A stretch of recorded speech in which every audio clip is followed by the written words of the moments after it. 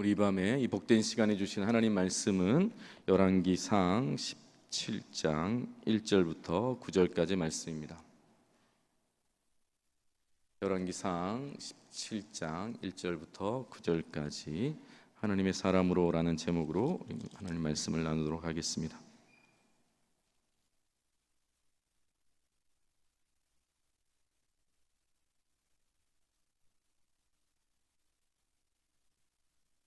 교독으로 봉독하도록 하시겠습니다.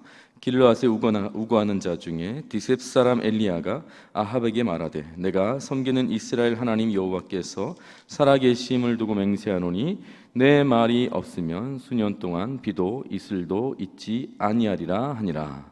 여호와의 말씀이 엘리야에게 임하여 이르시되 너는 여기서 떠나 동쪽으로 가서 요단 앞 그릿 시냇가에 숨고 그 시냇물을 마시라. 내가 까마귀들에게 명령하여 거기서 너를 먹이게 하리라. 그가 여호와의 말씀과 같이 하여 곧 가서 요단 앞 그릿 시냇가에 머물매 까마귀들이 아침에도 떡과 고기를 저녁에도 떡과 고기를 가져왔고 그가 시냇물을 마셨으나 땅에 비가 내리지 아니하므로 얼마 후에 그 시내가 마르니라. 여호와의 말씀이 엘리야에게 임하여 이르시되 함께 읽겠습니다. 너는 일어나 시돈에 속한 사르밧으로 가서 거기 머물라. 내가 그곳 과부에게 명령하여 네게 음식을 주게 하였느니라. 아멘. 그 공부를 잘 안 하는 아이들, 성적이 좀 낮은 아이들 보면 우리가 좀 성적을 올리라고 충고해주고 싶을 때가 있죠. 여러분은 뭐라고 아이들한테 말을 해주고 싶으세요? 이게 재밌게도 부모의 직종에 따라서 표현하는 방법이 다 다르다고 합니다. 채소가게 부모님은요, 쑥쑥 좀 올려라 그런대요. 쑥쑥 올려라. 점쟁이 부모님은 점점점 올리자 이렇게 얘기한다고 하고요. 한의사 부모님은 한 방에 올려라 이렇게 표현한답니다. 자동차 판매원 부모님은 차차차 올려라 라고 하고요. 그리고 백화점 주인 부모님은 파격적으로 올려라 그렇다고 해요. 성형외과 의사 부모는 뭐라고 하는지 몰라보게 여러분들 몰라보게 올려라 이렇게 표현한다고 합니다. 우스갯소리죠. 그런데 이 이야기가 우리에게 말해주는 것은 반드시 사람은 영향력을 받고 산다는 거예요. 영향을 받고 살아간다. 그럼 1997년에 연속 사극, 그때 당시 굉장히 유명했던 사극이 있는데 용의 눈물이라고 하는 사극이 있었습니다. 미국에서 어느 교회에서 있었던 실제 사건 같아요. 어느 교회 장로님이 토요일 밤에 이 용의 눈물에 너무 빠졌던 거예요. 아슬아슬하고 너무 재밌어서 4시까지, 그때 그 미국에서는 그 비디오로 빌려서 보니까 4시까지 비디오 시청을 했다고 합니다. 그리고 잠깐 눈을 붙이고 주일날 가서 대표 기도를 하는데 이렇게 기도했대요. 다 함께 기도합시다 하신 다음에 자기도 모르게 성극이 망극하신 하나님이라고 시작했다고 해요. 막 성도들이 이렇게 막 웃으니까 장로님이 이 백성들의 죄를 통촉하여 주시옵소서 막 이렇게 기도했다는, 실제 있었던 이야기 같아요. 제가 많이 들었거든요. 그럼 오늘 훈련에 대한 이야기를 좀 하고 싶은데, 여러분 훈련이 중요한 이유가 있어요. 훈련이 중요한 이유. 첫 번째가 훈련의 중요성인데, 여러분 왜 훈련이라고 하는 것이 중요하냐면 우리는 반드시 무언가의 영향을 받고 살기 때문이에요. 여러분 우리는 살아온 대로 살아요. 배운 대로 살기도 하고요. 습관대로 살기도 하고 훈련 받은 대로 산다는 것을 잊으시면 안 돼요.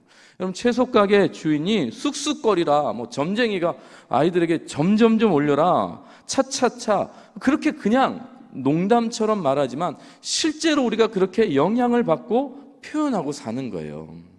여러분 어떤 분들은 무의식 중에 이렇게 생각하시는 분들이 있어요. 우리 교회도 아마 있으실 것 같은데 훈련 같은 거 나중에 좀 받으면 안 되나, 지금은 너무 바쁘니까 좀 여유가 생길 때에 훈련 받겠다는 분들이 있어요.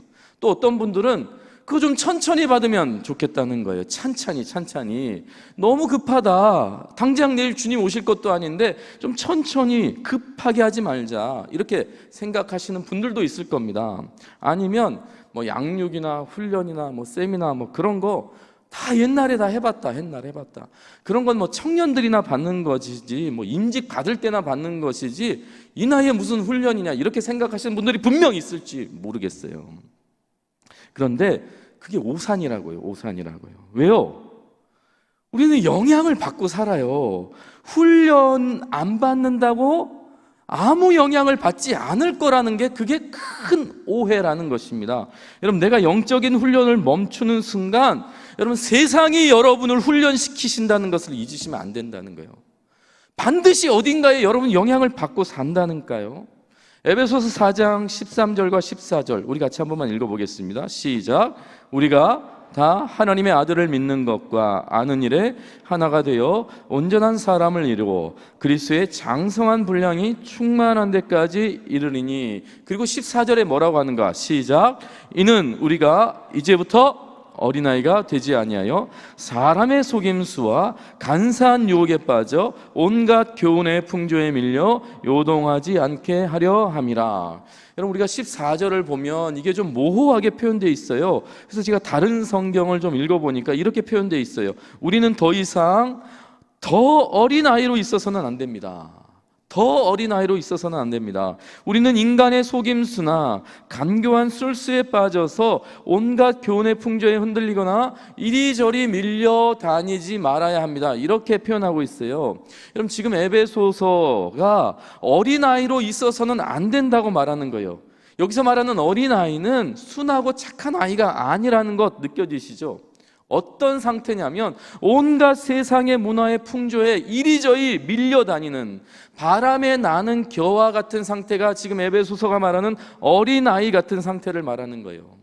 여러분, 다시 말해서 성도가 신앙 안에서 훈련을 받지 않고 자라지 않는 영적인 어린아이에 머물면 세상에 이리저리 흔들린다는 거예요. 더 정확하게 표현하면 영적인 어른이 안 되면 세속적인 어른으로 자란다는 의미예요. 신앙이 성숙되지 않으면 세상의 방식대로 성숙된다고 지금 말하고 있다라고 하는 것입니다. 여러분, 오늘 말씀에 엘리야와 아합이 등장하거든요. 엘리야와 아합 1절을 보면 우리 1절 읽었지만 같이 한번 읽어볼까요? 시작. 길르앗에 우고하는 자 중에 디셉 사람 엘리야가 아합에게 말하되 내가 섬기는 이스라엘의 하나님 여호와께서 살아계심을 두고 맹세하느니 내 말이 없으면 수년 동안 비도 이슬도 있지 아니하리라 하니라. 여러분, 오늘 성경이 엘리야라고 하는 사람을 지금 소개하는데 어떻게 소개하고 있죠? 1절을 좀 보여주시면 길르앗에 우거하는 자 중에 어디 사람? 디셉 사람 엘리야라고 소개해요. 여러분, 지금 우리가 엘리야 때문에 길르앗도 알고 디셉도 알지만 사실 디셉은 길르앗의 디셉은 정확하게 어딘지 잘 모르는 지역이에요. 우리 말로 하면 그냥 깡시골이에요. 외곽, 누구도 잘 모르는 유명한 지역이 아니라는 의미예요. 여러분, 그런데 엘리야는 한 시대 선지자로서 죽음을 보지 않고 하늘로 그냥 직행했던 거 여러분 아시죠? 그 사람이에요. 그 사람이 엘리야라고요. 죽지 않고 하늘로 올라간 사람이 엘리야란 말이에요. 신약에서도 구약의 선지자 중에 대표자 뽑으면 누구? 엘리야. 여러분 다 엘리야라고 말하잖아요. 그런데 처음에 엘리야가 등장했을 때는 이 엘리야는 누군지 모를 만큼 여러분 유명한 사람이 아니었다는 거예요. 그런데 이 엘리야가 처음 등장하고 나서 약 3년이 지난 다음에 이가 어떻게 불리는가? 17장 24절, 17장 마지막 절이거든요. 이렇게 불려요. 24절입니다. 같이 한번 읽어봅시다. 시작. 여인이 엘리야에게 이르되 내가 이제야 당신은 하나님의 사람이시오 당신의 입에 있는 여호와의 말씀이 진실한 줄 아노라. 여러분, 17장 처음에 엘리야는 디셉 사람 엘리야였어요. 그런데 그가 어떠한 과정을 겪은 다음에 17장 마지막에 보니까 하나님의 사람 엘리야로 마무리되고 있다는 것이죠. 그럼 질문, 17장 1절과 24절 사이에 도대체 무슨 일이 있었을 것 같아요? 어떤 일이 있었을 것 같아요? 읽어보면 알죠. 엘리야가 그 부정한 까마귀의 입으로 먹어 막 살아요. 까마귀가 주는 먹을거리로 먹고 살아요. 그리고 자기도 지금 먹고 죽으려고 하는 과부를 만나서 그 과부에게 빌부터 사는 이해하지 못할 사건도 경험하게 돼요. 그리고 그 과부의 죽은 아들을 기도로 낫게 하는 사건들이 이 17장 1절과 24절에 있는 거예요. 이걸 다시 다른 말로 표현하면, 단 한마디로 하면 그가 하나님께 훈련을 받았어요. 여러분, 디셉 사람 엘리야가 디셉 사람으로 끝나지 않고 하나님의 사람으로 마무리되는 그 과정이 있었는데, 그건 뭐냐? 하나님의 훈련이 있었다는 거예요. 하나님의 다루심이 있으니까 그가 하나님의 사람으로 불리게 되더라는 거예요. 훈련이 그를 변화시켰다는 것입니다. 여러분, 반대로 아합이라고 하는 존재, 우리가 아합이라고 하는 사람을 잘 모르지만 대충 북이스라엘의 왕이라는 건 아실 거예요. 최고 지도자였어요. 그는 여로보암과 함께 북이스라엘의 최악의 왕 중에 한 사람이에요. 그가 어떻게 죽는가? 적군의 병사가 우연히 쏜 화살에 우연히 맞아 죽어요. 우리식으로 말하면 재수없게 죽었다는 표현이에요. 그리고 전차에 묻은 그의 피를 씻을 때 개들이 와서 막 핥았다라는 표현을 해요. 비참하게 그가 마무리됐다는 것이죠. 여러분, 똑같은 시대를 살았던 사람이에요. 그런데 하나는 죽음을 보지 않고 하늘로 직행을 하는가 하면, 한 사람은 비참한 죽음으로 땅에 버려지듯 한 인생을 살았다라고 하는 것이죠. 여러분, 차이가 뭘까요? 아합은요, 전혀 훈련되지 않아요. 전혀 훈련되지 않아요. 여러분, 열왕기상을 잘 읽어보시면 하나님께서 아합을 다루시려고 하는, 훈련시키시려고 하는 순간들이 있어요. 그런데 아합이 다 쳐내요. 그러니까 그냥 그가 어떻게 사는가? 세상의 영향을 받아서 세상에 의해서 다루어져요. 아합은요, 감정대로 그냥 살아요. 자기가 하고 싶은 말 하고요, 하고 싶은 대로 그냥 살아요. 그래서 이방인과 결혼하고요, 부인 이세벨이 준 우상을 전국에 퍼뜨리고요, 죽이고 빼앗아요. 그리고 그냥 죽어요. 그의 피를 개들이 핥는 인생을 살았다라고 하는 것이죠. 하나님의 손길에 의해서 다루어지지 않으니까요, 하나님의 도우심이 있었음에도 불구하고 전혀 그의 삶에 도우심이 보이지 않아요. 세상 왕들과 똑같은 인생을 살다가 그냥 죽더라는 거예요. 여러분, 기억하시기 바랍니다. 하나님의 사람은 반드시 하나님의 훈련이 있어요. 그리고 그 다루심에 의해서 변화되는 것입니다. 여러분, 디셉 사람 엘리야가 그냥 디셉 사람으로 끝나지 않아요. 하나님의 사람으로. 여러분, 하나님은 평범한 사람을 불러 쓰시지만 훈련을 통해서 반드시 하나님의 사람으로 온전하게 쓰신다는 것을 기억하는 이 밤이 되기를 주의 이름으로 축복합니다. 반드시 기억하셨으면 좋겠어요. 그럼 두 번째 우리가 좀 살필 것은 뭔가? 훈련의 이유가 있다는 거예요. 훈련의 이유 두 가지만 오늘 살필 텐데, 여러분, 하나님은 왜 우리를 훈련시키시겠어요? 그냥 좀 놔두시면 좋겠는데, 그냥 우리를 좀 편하게 두시면 좋겠는데 우리를 좀 괴롭히신다고요. 귀찮게 하신단 말이에요. 왜 우리를 그렇게 다루시는가? 왜 그냥 디셉 사람으로 두지 않고, 그냥 서동 사람으로 두지 않고, 왜 하나님의 사람으로 우리를 좀 바꿔가시기를 원하시는가? 두 가지 있습니다. 첫 번째는 하나님의 수준으로 살아가게 하기 위함이에요. 하나님의 수준으로 사역하게 하기 위함이라는 것입니다. 여러분, 엘리야를 훈련시키는 이유는요, 엘리야의 수준으로 살게 하는 것이 아니라 하나님의 수준으로 살게 하기 위해서, 엘리야의 수준으로 사역하기를 원하지 않고요, 하나님의 수준으로 사역하기를 원하셔서 훈련시키신다는 것입니다. 마태복음 5장 48절 우리 같이 한 번만 읽어보겠습니다. 시작. 그러므로 하늘에 계신 너희 아버지의 온전하심과 같이 너희도 온전하라. 여러분, 이 말씀의 전제가 뭔지 아시겠죠? 하나님의 온전하심과 같이 우리도 온전해질 수 있다라는 것입니다. 제가요? 우리가요? 네, 말씀이 그렇게 선포하잖아요. 너희 아버지 온전하신과 같이 너희도 온전하라. 이건 명령이에요. 다시 말하면 너도 그렇게 될 수 있다라고 말씀하신다는 거예요. 여러분, 우리는, 성도는, 부르심 받은 자는 하나님의 수준으로 살아갈 수 있는 영광스러운 존재라는 것을 잊지 마시기 바랍니다. 우리는 그런 영광스러운 존재예요. 신학적으로 이걸 성화라고 표현하고 있는 거죠. 여러분, 자라가는 것은요, 특권이에요. 하나님의 자녀가 누릴 수 있는 특권이라고요. 그래서 훈련이라고 하는 것은 괴롭힘이 아니고 영광스러운 거예요. 영광스러운 거예요. 하나님이 나를 다루어 가신다, 만들어 가신다는 건 여러분 영광스러운 일이죠. 훈련 받고 있다는 것은 하나님이 나를 특별 대우하고 계신다라고 하는 것을 잊지 말라는 거예요. 우리의 수준에 머물게 하지 않으시고요, 하나님의 수준까지 끌어올리셔서 자라게 하신다는 것, 이건 영광스러운 거죠. 그럼 마태복음 5장 48절 바로 앞절에 이렇게 말씀을 해요. 46절과 47절인데요. 너희가 너희를 사랑하는 자를 사랑하면 무슨 상이 있으리요? 세리도 이같이 하느니라. 또 너희가 너희 형제에게만 무난하면 남보다 더하는 것이 무엇이냐? 이방인들도 이같이 하느니라. 여러분, 하나님께서, 예수님께서 지금 하나님의 온전하신과 같이 우리도 온전해질 수 있다라고 하는 말씀을 하기 이전에 어떤 말씀을 하는가? 세상 사람들과 똑같이 할 수 있는 수준으로 너희를 부른 게 아니라고 말씀하신다고요.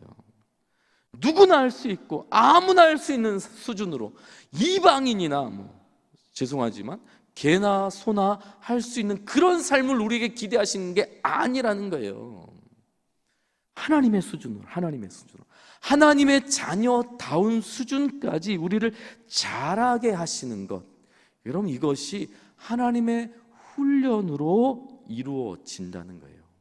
디셉 사람 엘리야가 아니라 하나님의 사람 엘리야로 우리를 훈련시키신다는 것, 그건 영광스러운 하나님의 기대가 우리 안에, 하나님의 열심이 우리 안에 있기 때문에 가능한 일이라는 것을 잊지 마시기 바랍니다. 그래서 훈련은 엄밀히 따지면 여러분, 나를 위해 받는 게 아니고요, 하나님의 영광을 위해서 받는 거예요. 다시, 훈련은 나를 위해 받는 게 아니라 누구의 영광을 위해서요? 하나님의 영광을 위해서 받는 거예요. 가슴이 뛰지 않아요? 숨이 차지 않아요? 여러분, 하나님의 크신 만큼 우리도 잘할 수 있다니까요. 하나님의 그 위대하신 만큼 우리도 그 위대하심을 누릴 수 있다고요. 하나님의 그 놀라우심이 나의 삶을 통해서, 나를 통해 빛날 수 있다는 거예요. 그건 영광스러운 거죠. 우리를 훈련시켜서 자라게 하신다는 것, 여러분, 그 하나님께 신뢰하시고, 하나님을 신뢰하시고 하나님께 좀 맡겨드리는 여러분 예배 그리고 신앙생활 되실 수 있기를 주의 이름으로 부탁을 드립니다. 그래서 훈련 받으실 때는 주도권을 하나님께 드리는 거예요. 하나님께 드리는 거예요. 하나님, 마음껏 하소서, 마음껏 나를 다루소서. 하나님을 신뢰하고 나를 그냥 맡겨드리는 거예요. 그래서 힘들다고 포기하지 마시고요, 내가 생각하기에 이 정도면 되겠다라고 싶어도 멈추지 마시고 하나님께 맡겨드리는 거예요. 또 내가 생각하기에 좀 더 받았으면 좋겠다, 더 다루어졌으면 좋겠다라고 생각이 들어도 하나님께서 그만하신다는 사인이 있으면 거기서 멈추는 거예요. 그게 주도권을 하나님께 맡겨드리는 거예요.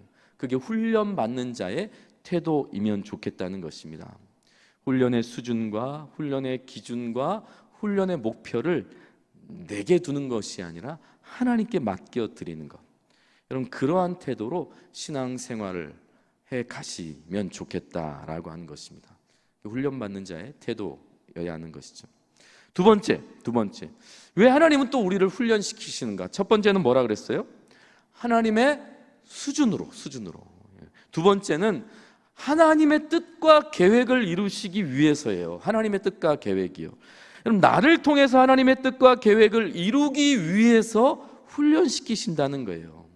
나의 뜻과 계획을 이루기 위해서가 아니라요, 하나님의 뜻과 계획을 이루기 위해서 훈련시키시고 우리를 다루신다는 것입니다. 여러분 지난번에 한번 나눴는데 여호수아가 두 사람을 정탐꾼으로 보냈을 때 여러분 두 사람은 그냥 순종해서 갔어요. 순종해서 갔어요. 그런데 순종해 가 보니까 그들의 순종이 라합이라고 하는 생각지도 못하는 사람을 구원하는 통로로 쓰임 받게 되잖아요. 여러분 그냥 두 사람, 여호수아도 그렇게 기대하지 않았을 거예요. 그런데 하나님의 뜻과 계획이 순종하는 자들을 통해서 이루어졌다라고 하는 것입니다. 여러분 훈련도 똑같아요. 우리는 잘 모르지만 훈련을 받으면, 훈련을 또 받다 보면 언젠가는 아하, 이때를 위함이었구나 라고 여러분 그 가슴을 치면서 또 탄식을 할 때가 온다는 거예요. 아하, 이때를 위함이었구나. 그게 훈련의 열매라는 것입니다. 내 수준이 아니고요, 지금 내가 보는 것, 그것이 아니라 하나님의 뜻과 계획을 나를 통해 이루어 가신다는 것입니다. 이게 무슨 말인가 하면 오늘 1절을 다시 한번 보시면 길르앗에 우거하는 자 중에 디셉 사람 엘리야가 아합에게 말하되 내가 섬기는 이스라엘 하나님 여호와께서 살아계심을 두고 맹세하노니 내 말이 없으면 수년 동안 비도 이슬도 있지 아니하리라 하니라 라고 디셉 사람 엘리야가 그때 당시 북이스라엘의 왕 아합 왕 앞에서 하나님의 말씀을 외치는 장면이에요. 지금 여러분 오늘날도 마찬가지지만 여러분 왕 앞에 선다는 것은 정말 두렵고 떨리는 일이지요. 이 쉽지 않아요. 쉽지 않아요. 그런데 하나님의 말씀으로 경고하고 충고까지 한다? 여러분 이건 거의 불가능한 일을 지금 디셉 사람 엘리야가 하고 있는 거예요. 그러니까 지금 1절의 모습, 1절의 디셉 사람 엘리야의 모습만 봐도 사실 엘리야는 충분히 대단한 사람이라는 것을 알 수 있는 것이죠. 여러분 성경은 엘리야를 소개하기 직전에, 오늘 엘리야를 소개하기 직전에 비극적인 사건을 하나 소개해 주는데요, 열왕기상 16장 34절이에요 17장 1절 바로 앞에 있는 말씀인데요, 우리 같이 한번 읽어보겠습니다. 시작. 그 시대에 베델 사람 히엘이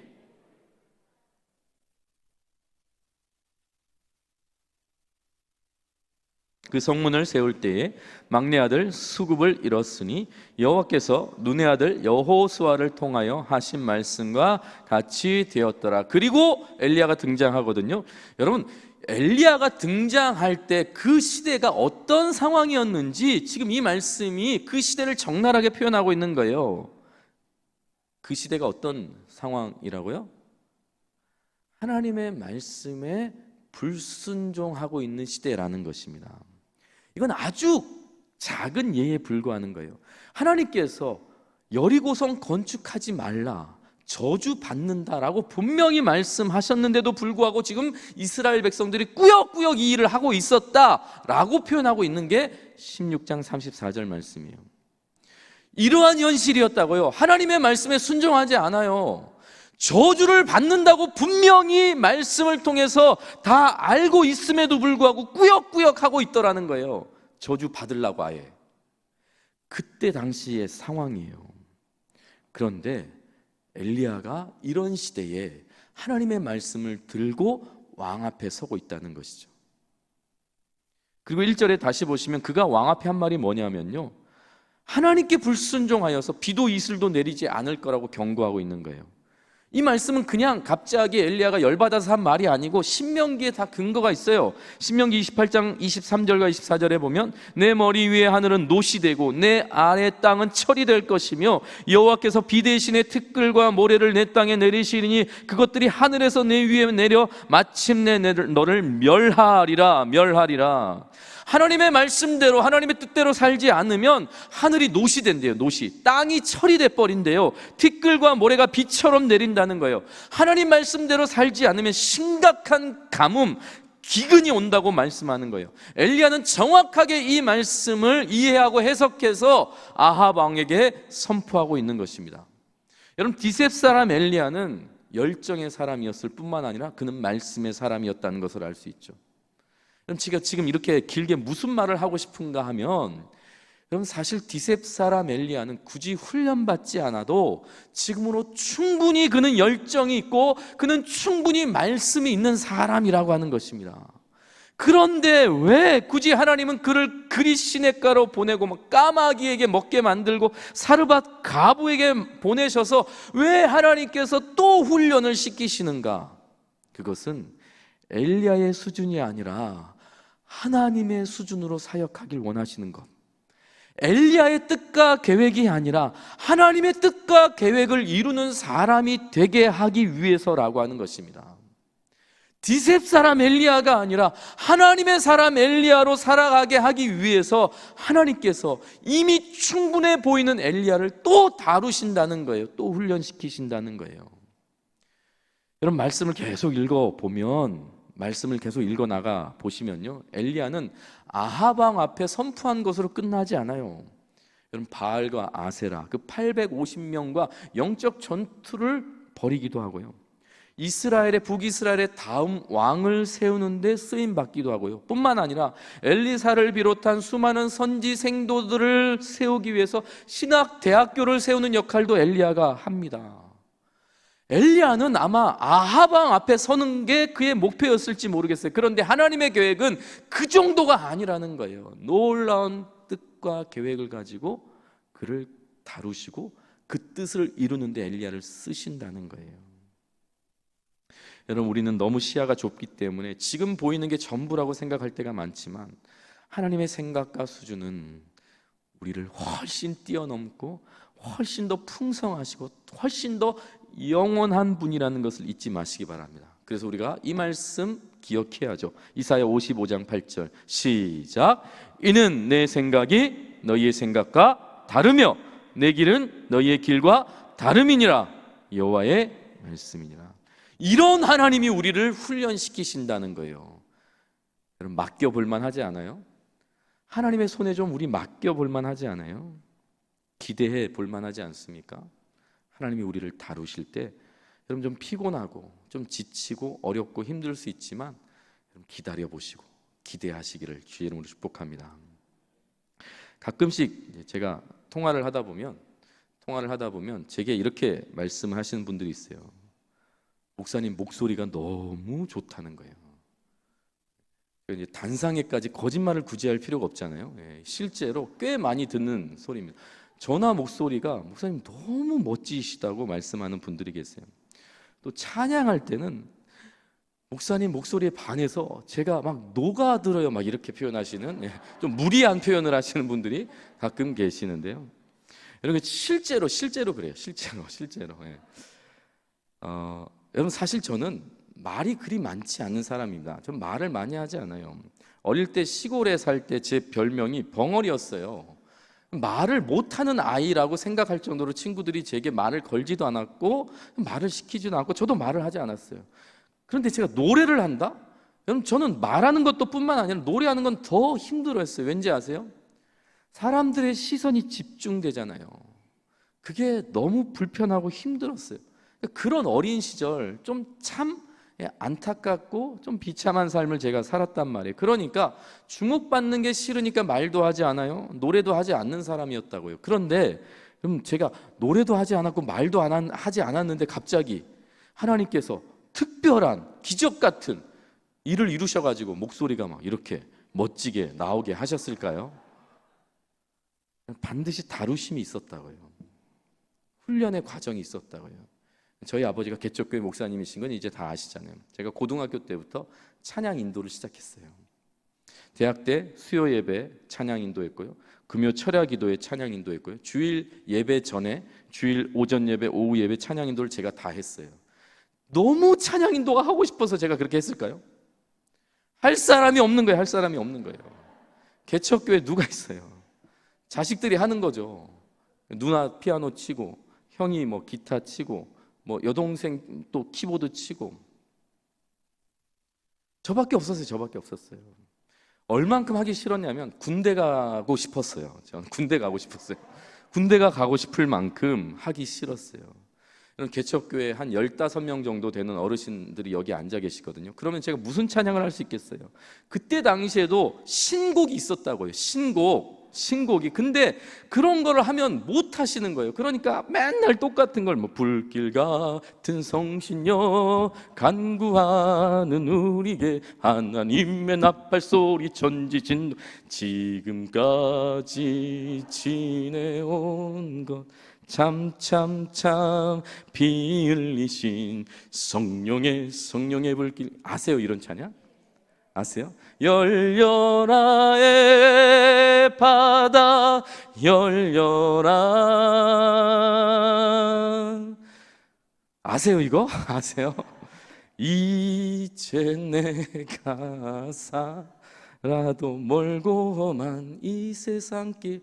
여러분 이걸 26살짜리가 불렀다고요. 이런 거를 어느 목사님이 속도 모르고, 아니 최 목사는 어떻게 그렇게 옛날 찬양을 많이 알아? 그러더라고요. 알고 싶어서가 아니라 그냥 할 수밖에 없었어요. 할 수밖에 없었어요. 정말 수십 번, 아니 수백 번 했을걸요. 똑같은 찬양을 억지로 했다고요. 그럼 제 목소리는 타고난 게 아니라 훈련된 거예요. 제가 지금 이렇게 설교하고 찬양할 줄 그때 알았을까요? 한 3, 40년 전에 제가 알았을까요? 하나님께서는 그때부터 이미 다루고 계셨던 거죠. 로키 산맥에 가면 3,000m 높이의 수목 한계선 지지대가 있다고 합니다. 여러분 이 지대에 나무들이 자라고 있는데 이 나무들의 특징은 전부 다 꺾여 있대요. 다 꺾여 있대요. 마치 사람이 무릎을 꿇는 모습처럼 너무 볼품없고 쓸모없는 나무들이 이 수목 한계 지지대에 몰려 있다고 합니다. 그럼 볼품없고 쓸모없는 나무처럼 보이지만 이 나무들이 세계에서 공명이 잘 되는, 가장 잘 되는 명품 바이올린을 만드는 재료가 바로 이 나무들이라고 합니다. 그럼 풍파 앞에 무릎 꿇고 버틴 나무들이 가장 깊은 소리를 내는 바이올린이 된다는 것입니다. 하나님께서는 우리를 있는 모습 그대로 부르세요. 있는 모습 그대로 우리에게 하나님께 나오라고 말씀하시지만 있는 모습 그대로 쓰지 않는다는 것을 기억하시기 바랍니다. 반드시 하나님은 다루신다는 거예요. 디셉 사람 엘리야를 하나님의 사람 엘리야로 변화시키신다는 것입니다. 오늘 밤 명품 바이올린처럼 여러분 아름답고 깊은 소리를 전하는 성도들, 하나님의 사람들 되기를 축복합니다. 여러분 하나도 다루어지지 않는 아합 같은 자 없기를 바랍니다. 여러분 소동 사람 정도가 아니라 하나님의 사람으로, 때론 힘겹고 지쳐도 하나님의 사람으로 다 훈련되어지고 쓰임받는 동부교회 성도들, 기도하는 성도들 되기를 간절히 축복합니다. 기도하시겠습니다. 우리를 단련하시는 하나님 아버지, 우리가 훈련에 대해서 오늘 말씀을 나눴는데 믿음의 훈련이 때론 어렵고 귀찮고 또 지칠 수 있지만 나를 단련하시는 하나님이 어떤 분이신지 다시 한번 묵상하는 밤 되게 하여 주시옵소서. 하나님의 생각이 얼마나 깊은지, 그의 지혜가 얼마나 풍성한지 다 헤아릴 수 없기에 그분께 우리를 맡겨드리고 순종하는 훈련의 삶을 기꺼이 살게 하소서. 나를 사랑하시기에 포기하지 않는 주님께 우리의 삶을 산 제물로 드리게 하여 주시옵소서. 예수님 존귀하신 이름으로 기도합니다. 아멘.